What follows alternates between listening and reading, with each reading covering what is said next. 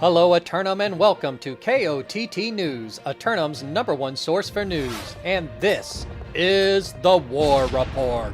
Dynamic change in the history of Eternum last night as the members of JDB's Kitchen capture the keep, the crown, and kingdom of the Western Monarch's Bluff. KOTT news crews were on the scene and spoke to JDB leadership after their payouts. Congratulations on your victory in Monarch's Bluff, able to get up the hill and into the keep with about 14 minutes. Would you care to take us through the action and how you were able to get in so fast? I mean, honestly, it was pretty free.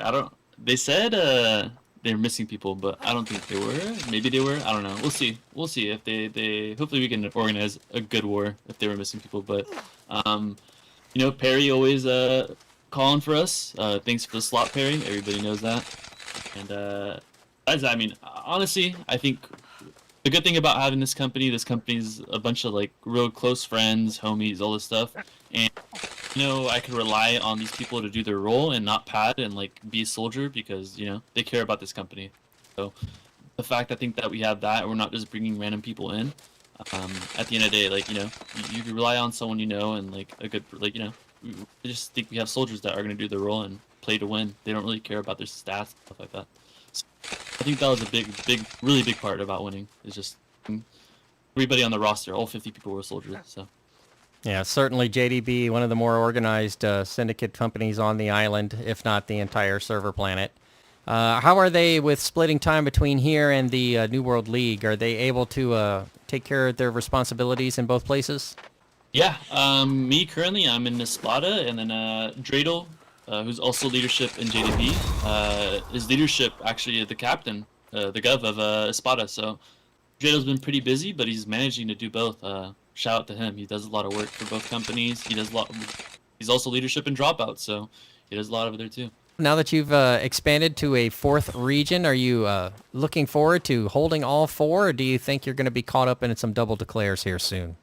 You know what's crazy? So shout out to Kylam a little bit. I know we had our like differences back then as far as like we would do triple decks, quad deck stuff. This is cringe stuff that no one wants to do, right? None of us have really done that. So that was nice. I talked to him. I reached out to him. I said, "Yo, let's not do this. Let's have fun. Let's work on our own rosters and do this the right way." So hopefully nobody goes that route. I think I think LD is currently the best server in the game. So like I'm not even trolling. A lot of these guys that like came from East are saying these wars are fun and like the wars are balanced. Like the tier 1 companies wars are maybe a little bit unbalanced, like us, Gorilla Town, Hideout, and Outcast. Like I'd say we're probably like the more longer rosters, but people working on their company now have some really fun and like good wars, and they care about their people. They work on their people, so I think the server is for sure the best. Really nice. Thank you again for taking the time to stop and talk to me. Is there anything else that you might like to say to the citizens of Eternum? Yeah, if I can shout out a couple of people, I guess. Obviously, shout out to everybody making this server really fun. It genuinely is really fun. Gorilla Town guys, if you guys really were missing people, let's. I don't want to. Personally, as me as leadership, I don't want to deck on you guys. Take territories. I could care less about gold. I want to care about like a good server health. But as far as shouting people out, Jay Perry, thank you for the slot. What else? We got shout out Natto, basically Bad Bunny. Play, he's really cute. You check him out on Twitch. A lot of other people, yeah. Thank you everybody for soldiering up on our side. Earlier in Morningdale, Dog Down forces managed to keep Commit from capturing the final flag inside the fort. KOTT was there to discuss the outcome after the fight. Congratulations on your victory here in Morningdale, managing to hold off in the final moments yet again. A long fight outside along the river, and then they finally get inside where you skirmished for the final 5 to 6 minutes. Care to take us through any pivotal moments out there that you thought might have been the difference? Yeah, so, I mean, honestly, like, our point team was just, like, eating them up, like, eating them for lunch. I think our kill squad and our decks were just really doing a good job of focusing healers. And then we had a couple medium groups like mine that were tasked with basically running straight at decks. So that's not something you want to do as a bruiser, but something you got to do sometimes. We just did a good job of pushing them off our road. Honestly, the same thing happened again that happened to us last time. They kind of flooded in from like our road off of respawn. We had so many groups kind of flexing around, just kind of like running around. And then after they pushed into our road heavy, their point team basically pushed in from top right and just basically just stuffed us. And then they had such good control of our road that our respawns weren't able to get to point without burning basically everything that they had. So they did a good. I mean, it was still a really good war. Honestly, like a lot of us come from East, and like it's fairly rare to have just like back to back wars with a company like this, and just have such good wars. So it's actually really refreshing.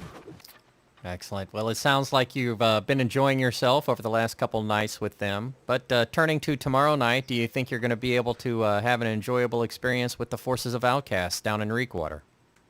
Yeah, I mean, that's a good question. Honestly, I don't really know. It's hard to say. I mean, they have really good players, but honestly, like our roster has just grown and grown and grown as like friends of ours and friends and friends and friends of friends start hearing about just like the way that the wars are going out here. They're getting really interested. I don't know. I think we're making good moves. I think if nothing else, it should be a competitive war. And if it's not a competitive war, then we'll have a lot to look at and figure out what we need to do better. An unfortunate breach in Restless Shore last night as the corruption forces were able to disrupt hamlet infrastructure in Moon Bay.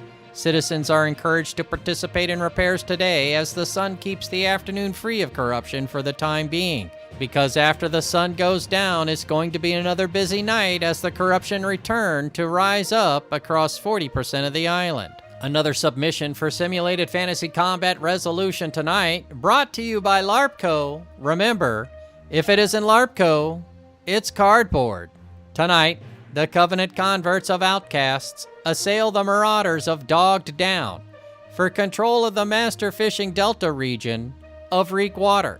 As reported on earlier by KOTT News, the Outcasts successfully declared their intention to battle for Reekwater as they continue their pilgrimage to find their missing legendary hero. Dogged Down forces on the heels of their conflict last night in Morningdale have a lot of pent-up aggression they want to get out against this known foe they've yet to truly fight. Be sure to tune in for complete coverage and reactions from the citizens tonight at 11. Until then, this has been War Correspondent JChalant, KOTT News.